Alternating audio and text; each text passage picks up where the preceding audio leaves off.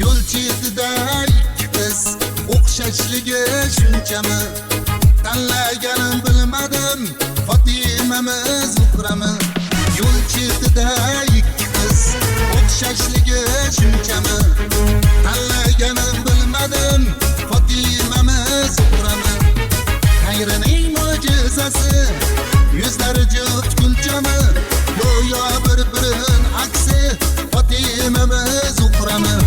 Go'yo bir-birin aksi, Fatimami, Zuhrami? Fatimami, Zuhrami? Fatimami, Zuhrami? Go'yo bir-birin aksi, Fatimami, Zuhrami?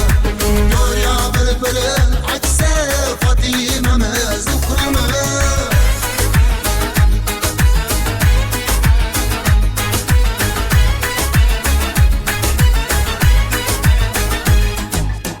Qo'shiq kiprik yoy kamon, lablari qo'shgunchami?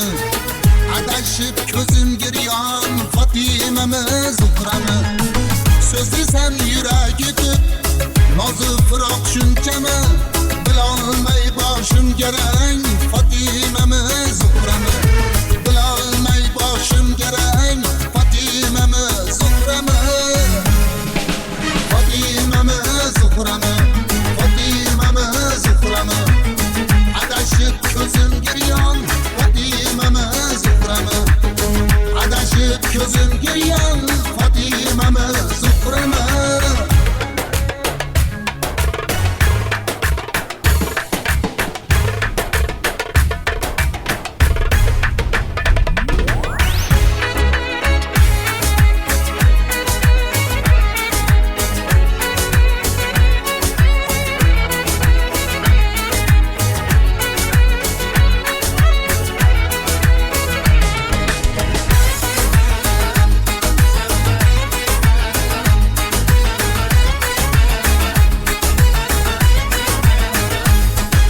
Fatimami, Zuhrami?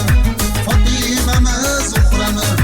Go'yo bir-birin aksi, Fatimami, Zuhrami? Go'yo bir-birin aksi, Fatimami, Zuhrami?